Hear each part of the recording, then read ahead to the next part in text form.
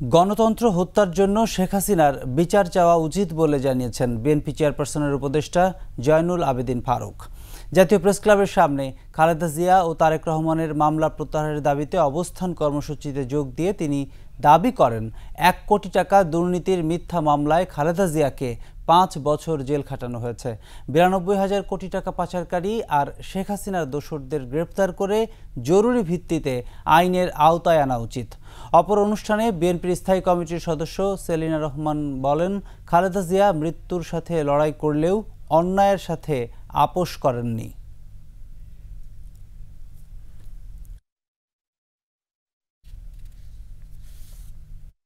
ব্যাংকে টাকা পয়সা নাই, আজকে ঋণের দায়ে আমরা জর্জরিত।